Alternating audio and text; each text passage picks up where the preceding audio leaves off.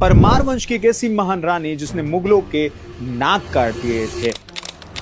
इतिहास में उन्हें इतनी बुरी हार शायद ही कभी मिली होगी, लेकिन उसी इतिहास में हमें रानी कर्णावती के बारे में नहीं बताया जाता। गढ़वाल की वह महान रानी जिसने मुगलों को हराया, नाक काटे, उन्हें वापस लौटाया, लेकिन वह इतिहास के पन्नों में कहीं दफन हो गई। कहानी की शुरुआत होती है महारानी कर्णावती के पति महापति शाह की मृत्यु के बाद, और 1640 में उनके पति के मरने के बाद शाहजहां गढ़वाल पर बहुत ही बुरी नजर लगाता है। वह चाहता था कि गढ़वाल और रानी कर्णावती उसके गुलाम हो जाए। इस ख्वाब को पूरा करने के लिए शाहजहां अपने सेनापति नजाबत खान को भेजता है, लेकिन नजाबत खान को कहां पता था कि उसका सामना परमार वंश की गढ़वाल की रानी कर्णावती से होना है।